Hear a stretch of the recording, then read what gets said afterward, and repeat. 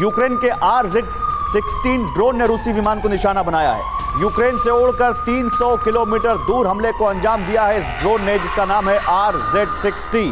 तो यूक्रेन को America drone दे रहा है। यूक्रेन खुद में ड्रोन में बनाने में एक माहिर देश माना जाता है, कई देशों को सप्लाई तक करते हैं ये। और वो यूक्रेन अब यहां पर किस तरह से अपने ड्रोन्स के जरिए बेलारूस 300 किलोमीटर अगर कोई ड्रोन जा रहा है तो जाहिर सी बात है एक बड़ा ड्रोन होगा, एक ऐसा ड्रोन होगा जो उसको लंबी रेंज के लिए तैयार किया गया होगा। वो जाकर अटैक कर रहा है बेलारूस के एयरबेस पर। ये क्या है और बेलारूस क्या इसके बाद कुछ भड़केगा, रिएक्शन करेगा, अभी ये देखना बाकी। देखिए इसी बीच एक और बड़ी खबर आ रही है। लुकाशेंको जो कि बेलारूस के राष्ट्रपति हैं, उनसे जुड़ी बड़ी खबर। यूक्रेन के ड्रोन अटैक के बाद एक्शन में आ गए हैं लुकाशेंको। सैन्य अफसरों के साथ लुकाशेंको ने एक खास मीटिंग की है। लुकाशेंको ने कहा रूस के साथ मिलकर हथियार बनाएंगे, यूक्रेन जंग में हथियारों की मुस्तैदी बढ़ाएंगे।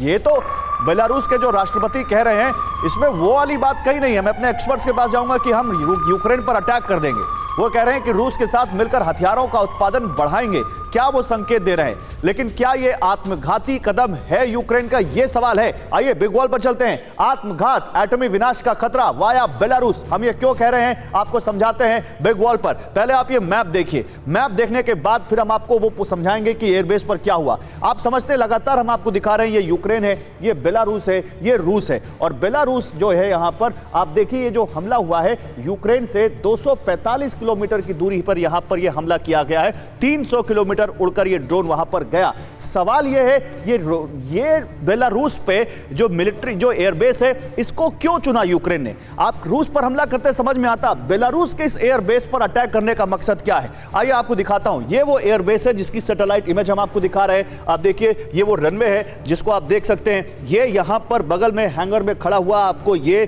A-50 विमान दिख रहा होगा। ये ऊपर देखिए गोल गोल जो ये दिख रहा है, ये एंटीना है। और ये बहुत बड़ा विमान होता है जो बेसिकली 70s में बनाया गया विमान है। और ये सैन्य कम्युनिकेशन के लिए इस्तेमाल किया जा सकता है, टोही विमान भी आप कह सकते हैं। अब यहां क्या हुआ, यूक्रेनी ड्रोन ने यहां पर 2 अटैक किए और उन 2 अटैक के बाद रूस का ये A-50 विमान क्षतिग्रस्त हो गया। यानी अब ये अटैक सीधे सीधे बेलारूस की धरती पर किया गया। यहीं पर रूस अपने विमानों को रखता है इस एयरबेस में।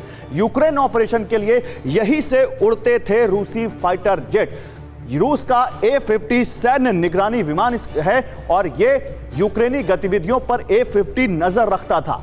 यूक्रेन को जरूर इससे कोई ना कोई खतरा महसूस हुआ है और इसी वजह से ये सब हुआ है। अब ड्रोन हमले का असर क्या हुआ, क्या होगा, क्या हो सकता है, अब ये दिखाते हैं आपको ग्राफिक्स के जरिए। बेलारूस से नया वॉर फ्रंट खुल सकता है। दूसरा, यूक्रेन के खिलाफ बेलारूस भी अब इस वॉर में एक्टिवली उतर सकता है, हुंकार भर सकता है। तीसरा, बेलारूस ने जवाबी कार्रवाई की तो फिर ये तो पूरी दुनिया को इस युद्ध में झोंक देगा, क्योंकि फिर उधर से पोलैंड आएगा, फिर उधर से नेटो कंट्रीज आएंगे और एक विश्व युद्ध तय दिखता है।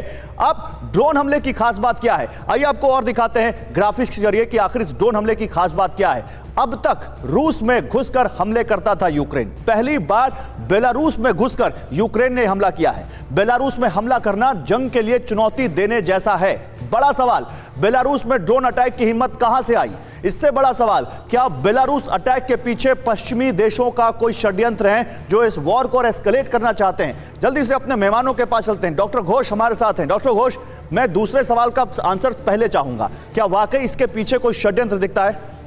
देखिए, ये हम नहीं कह सकते कि दूसरे देशों का इस पे षड्यंत्र है कि नहीं, लेकिन ये ज़रूर होगा कि यूक्रेन ने नेटो को बताया तो ज़रूर होगा कि देखिए हम बेलारूस में अटैक करेंगे। यूक्रेन देख रहा होगा कि दिन पर दिन जो भी स्टेशन है रूसी सैनिक, वहाँ पर एयरक्राफ्ट जो भी है, और ये जो A-50 एयरक्राफ्ट है वो कमांड एंड कंट्रोल भी कर रहा था। वहाँ के जो स्पेशल फोर्सेस थे वो बेलारूस से अटैक करते हैं। तो एक नया फ्रंट खुलने वाला है।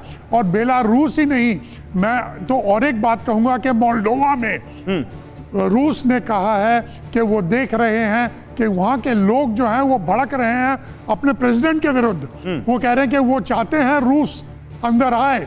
उनका प्रेसिडेंट जो प्रेसिडेंट संधू हैं, वहाँ के प्रेसिडेंट के खिलाफ उन्होंने मोर्चा संभाला है। और शायद वहाँ पर भी तो आप ये बोल रहे हैं कि क्या यूक्रेन का जवाब मोल्डोवा हो सकता है? और मोल्डोवा भी हो सकता है। हाँ। और बेलारूस भी हो सकता है। ठीक है, चलिए, इस और बारे एक में बात मैं कह दूं, जल्दी पूरी आपने कीजिए। कहा था कि चीन के साथ रूस की बात हो चुकी है ड्रोन्स के लिए।